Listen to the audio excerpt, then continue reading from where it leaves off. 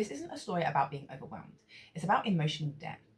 I don't see any villains here, just people trying to protect themselves.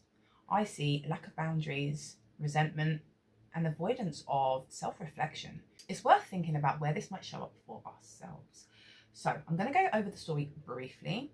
I'll put out the patterns and make some space for us to question how this can reflect in our own lives. So let's go on with it.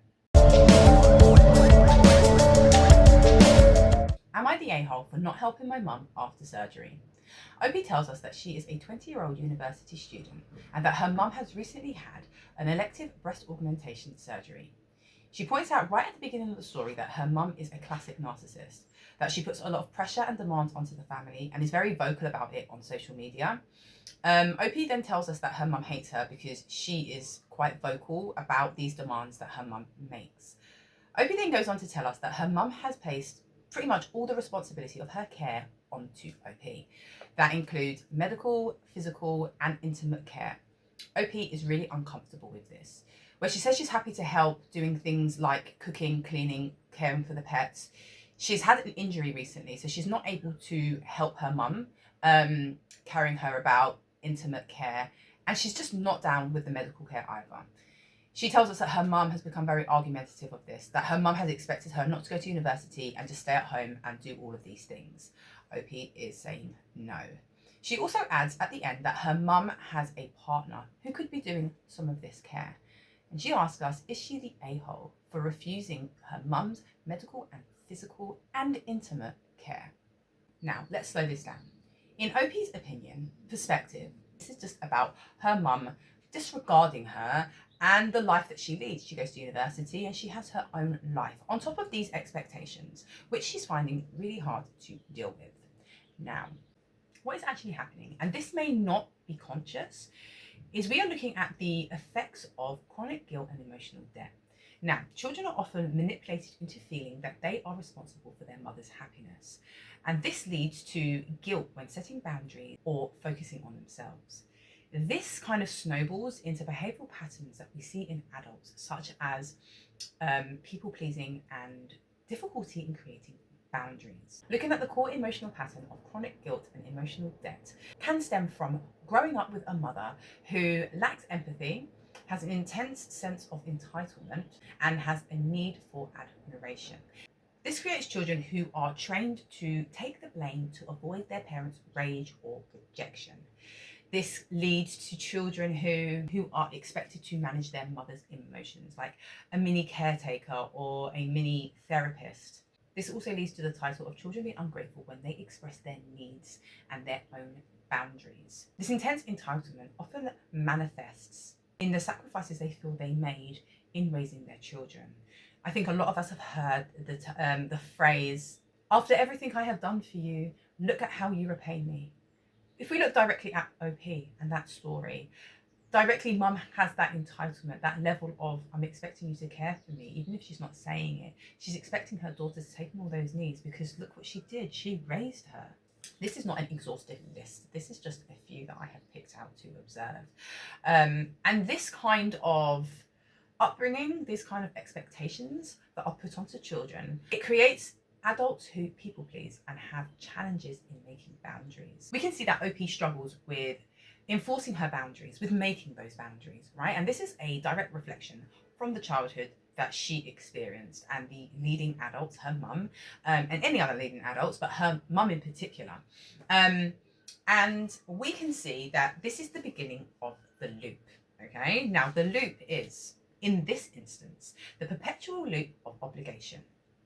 Okay, so we're going to think of a circle like that. And in this circle, we have got emotional debt, chronic guilt. So we look at the emotional debt first. The feeling of owing someone something, okay? Your time, your love, your energy, your duty, responsibility.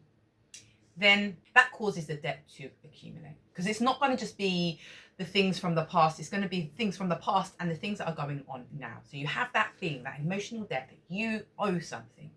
Now we're going to add, so we've got that going around, right? And now we're going to add to the mix the chronic guilt, feeling that you are not doing enough to repay that debt, okay? And now we can see how that will go around and around.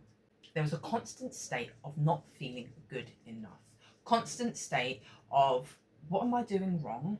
Why can't I repay that? And then that constant feel of needing to do more, even when you can't. Then we can see why boundaries feel challenging to create and to uphold.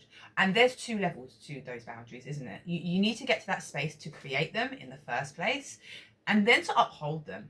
All right, to be able to fight your corner and go, this is why it's here, this is what it's for. We can see, if we look at OP, she has a lot of insecurity about the boundaries that she's trying to create, you know, and she needs a lot of justification.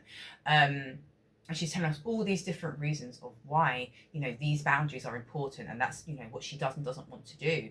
We can see that internal struggle, and I think it's something that a lot of us may be experiencing. It makes sense why some people would respond like this. When you've always had to look in the direction of another person when making your own choices, it can be very vulnerable, it can be very confusing, and it can be very challenging.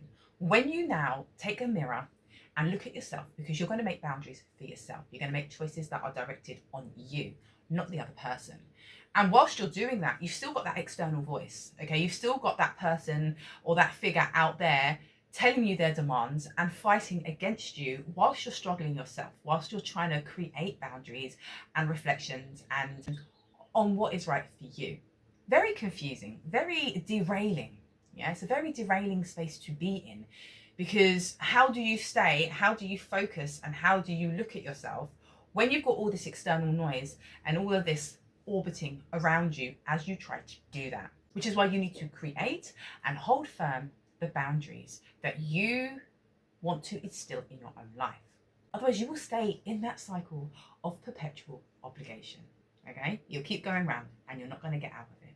Now, just because you're moving in a circle, that doesn't mean having progress. You have to move forward to make progress. One step at a time. It's not something that we're all going to be able to do, you know, just suddenly and with great speed. I do want you to remember that protection isn't healing.